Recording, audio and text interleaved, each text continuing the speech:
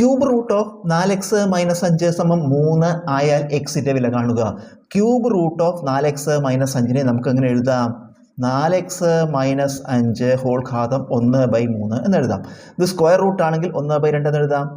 Cube root ആകുമ്പോൾ 1/3 എന്ന് എഴുതാം. ഫോർത്ത് റൂട്ട് ആണെങ്കിൽ 1/4 എന്ന് എഴുതാം പവർ. അപ്പോൾ ഇതിന് നമ്മൾ എന്തെഴുതി? 4x മൈനസ് 5 ഹോൾ ഘാതം 1/3 സമം അപ്പുറത്ത് റൈറ്റ് സൈഡിൽ എത്ര? 3. ഇതൊരു സമവാക്യമാണ്.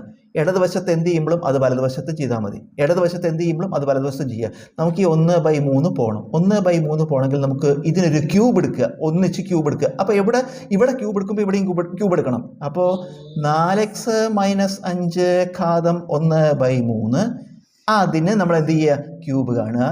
അപ്പോൾ ഇവിടെ ക്യൂബ് കണ്ടപ്പോൾ ഇവിടെയും 3 ക്യൂബ്. ഇത് എ ഘാതം എം ഹോൾ ഘാതം എൻ എന്ന രൂപത്തിലാണ്. എ ഘാതം എം ഹോൾ ഘാതം എൻ. നമുക്ക് എന്താ ചെയ്യുക? എ ഘാതം എം ഇൻറ്റു എൻ, എ ഘാതം എം ഹോൾ ഘാതം എൻ, എ ഘാതം എം ഇൻറ്റു എൻ കൃതികൾ തമ്മിൽ ഗുണിക്കുക. അപ്പോൾ 4x മൈനസ് 5 എന്ന് എഴുതിയാൽ മതി. കാരണം ഈ 1/3 കൂടി ഗുണിക്കുമ്പോൾ വെട്ടിപ്പോയിട്ട് 1 വരും.